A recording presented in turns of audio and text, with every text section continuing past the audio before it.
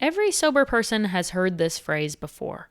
They've either had it said to them or they've thought it themselves in their own head. And it is, can't you have just one? Can't I have just one? We've either had somebody say it to us like, oh, come on, it's my birthday. You can have just one, right? Like one won't hurt. Or we've thought it in our own heads like, oh, I wonder if I could just have one. I wonder if I could be like a wine with dinner kind of drinker, right? Like, I could probably have just one. One's not going to hurt. Yeah, it will hurt. And in today's episode, we're going to talk about at least my personal mentality and why I can't have just one. And I never will be able to. And I don't want to, in fact. But I want to dive into just how I viewed alcohol and how I drank. And there was no off switch for me. Once the on switch had been flicked on, there was no turning it off until I straight up fell asleep. That was when I stopped drinking. I wasn't going to voluntarily stop at any point if I started drinking throughout the day. If I had a mimosa with breakfast, you best believe I'm drinking until I go to bed that night. Period. So let's get into today's episode. Welcome to the Sober Scoop. This is a judgment-free zone where we talk about how to get sober and stay sober. You're not alone. I hope you feel seen. Quitting alcohol is the best decision I've ever made. So I'm going to start by just telling a little story. I used to go out with this group of people. They were part of my volleyball team in Los Angeles, and it was kind of a group of guys from the volleyball team with another girl from the volleyball team and some of my friends, like outside of volleyball. And we would go out, and I just remember this was early days. This was like 2019 before I started going off the rails with alcohol. But this is just kind of like an insight into the very beginning of my negative relationship with alcohol. So I would go out with this group, and we'd go out to some like gorgeous cocktail bar. We're in Los Angeles. Everyone's kind of new to the area. We're all excited to be there. And we go out to this cocktail bar and we like have a drink, maybe 2 drinks. I definitely would have had 2. And then I'll never forget this one guy on the team would just go home. It would be like 9 p.m. or 9:30, and he would just go home. And I would always peer pressure him to stay out. Like, please, come on. We're just going to go to one more place. Come on, let's do it.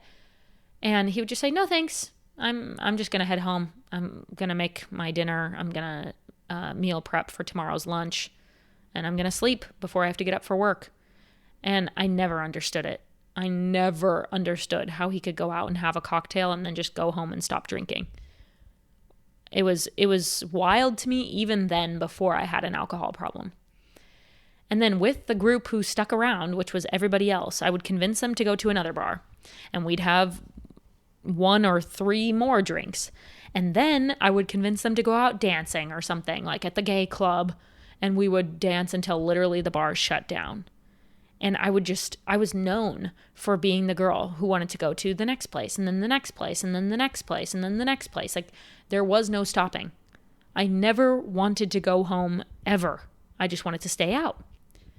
So really interesting. And that's back when I would say that I had a healthy-ish relationship with alcohol. I didn't drink that much at home. I definitely didn't drink in the mornings. Like I was a partier, okay? I was like 21 years old. And so I was just like going out, woohoo. It was fun.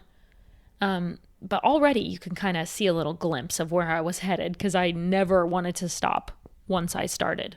So next situation I want to bring up. My most recent boyfriend that I had, he had a great relationship with alcohol. He just didn't really need alcohol. It was like it was neither here nor there. He just didn't really care. That rhymed. How cute. But yeah, his relationship with alcohol was mind-boggling to me. And he had his other vices, so that helped me make sense of it in my head. Because I was like, oh, he just does that other stuff instead. But I'm focusing in on his relationship with alcohol. He could, again, kind of like that guy from my volleyball team, he could go out and have 2 drinks and then go home and not drink anymore. And that was so opposite of how I drank alcohol. If I had 2 drinks out and we were going home, you best believe I'm picking up like a 12-pack from the gas station to bring home and continue drinking at home. I would never stop once I had started. Never. In fact, the number of times that I brought an alcoholic beverage into bed is crazy. I would say almost every night. Any night I was drinking, I was like going to sleep with a drink on my bedside table. And I remember my boyfriend said to me once, he said, that's one thing I would never do is like bring alcohol into the bedroom. And I was like, he didn't say it in a judgmental way. That kind of sounds judgmental, how I just said it. But he didn't say it like that. He was just like, oh, interesting. Like I wouldn't bring alcohol into the bedroom. Like I just leave it in the kitchen or whatever. And I was like, yeah, well, I do. I just like to sip it while I fall asleep. Like that's how I drank. I drank until the moment I passed out and fell asleep. That's the only time I would stop. And even if it was 11 p.m. and I'm in bed and I finished a drink and I'm still like kind of awake, I would go crack into another drink and maybe I'd get 2 sips in and then I would fall asleep. But even then, when I have finished a drink and I'm about to fall asleep, I still wouldn't stop. I would still go to the fridge and start another one. It was like I would freak out if I was not drinking. It was so weird. Like there was literally nothing in my mind that could stop drinking. And that's crazy to think about. Like every single night I was falling asleep with booze. I had a drink in my hand. Like I've fallen asleep with a drink in my hand. Usually it was on the nightstand, but yeah, I drank until I passed out, and that was how I stopped. That's why morning drinking was very dangerous for me as well, because some people do a hair of the dog if they're feeling really hungover. I think that hair of the dog is like the gateway to a serious alcohol problem, so I never recommend hair of the dog. Like I think that's the worst thing you could do for yourself. You should have to just face the punishment of your heavy drinking and like nourish your body with salty foods and water and things that will actually make you feel better, and not just drink to numb the symptoms and get drunk again. But anyway, a lot of people turn to the hair of the dog. It's very normalized. Like morning drinking is okay if you have a debilitating hangover and are just drinking to get through it, right? Like that doesn't count as morning drinking. So anyway, some people, when they crack open their hair of the dog, they'll like have a couple of beers and feel better from their hangover, and then they'll just stop and maybe drink in the evening or something like that. But that could never be me. If I cracked open a drink in the morning, I was drinking all day long. And that's how my problem really got out of hand, is like when I would wake up with a hangover and I would have like 2 Coors Lights for breakfast, I was sipping on a drink, Coors Light or White Claw or whatever, all throughout the day. I worked from home. I basically didn't report to any sort of a boss. I was in a creative industry. Like I had no restrictions. I had nobody checking on me. So if I started in the morning, I just drank all day long. And that's why people are kind of shocked when I say like I drank 15 drinks a day sometimes. Well, if you're starting with 3 in the morning, like 12 more all throughout the day until 11 p.m. at night when you're literally falling asleep to your last sip, it's not that crazy. So there is no off switch for me once I get started.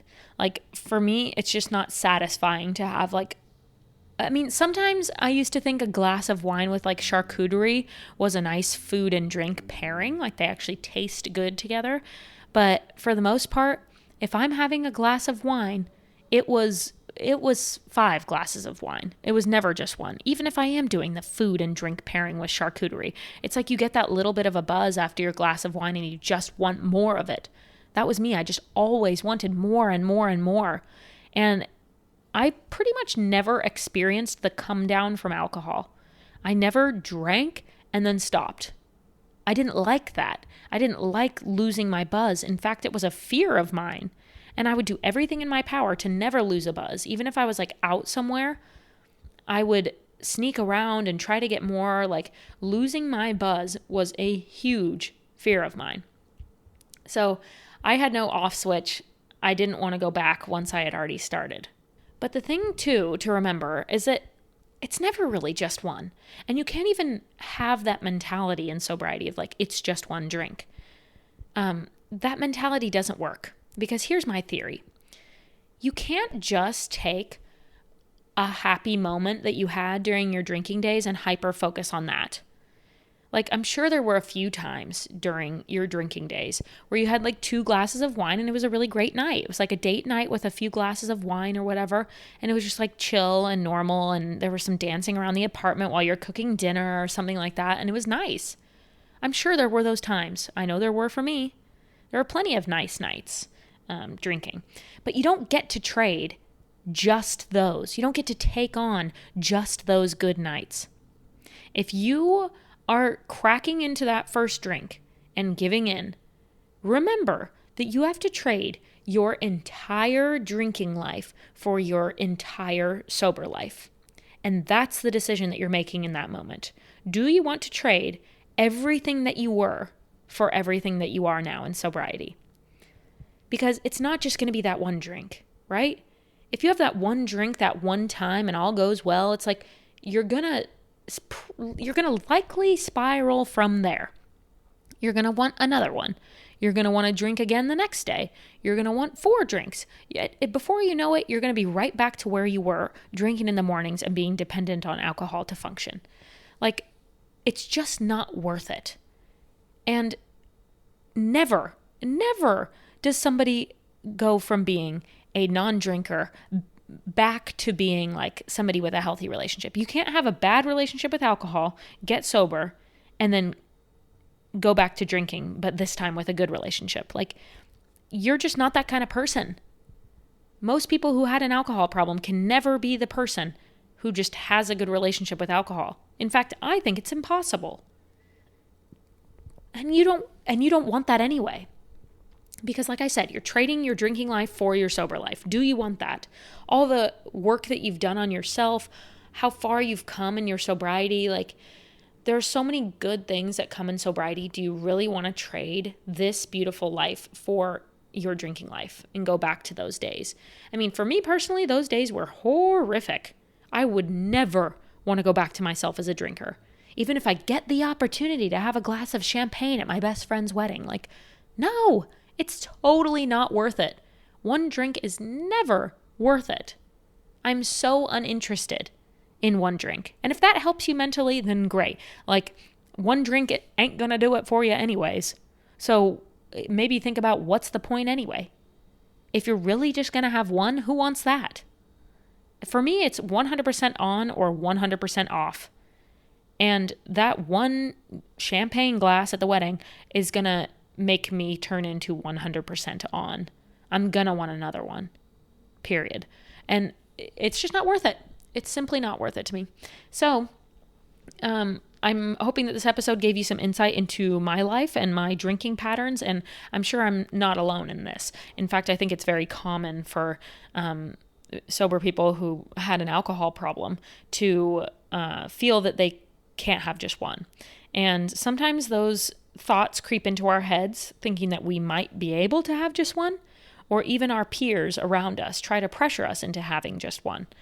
Just one is never worth it, and you don't want to trade those lives. So try to just hone in on that mentality anytime you're feeling tempted or you're being pressured to have one. It's not gonna be one, and you don't want to trade this beautiful sober life that you've developed for yourself.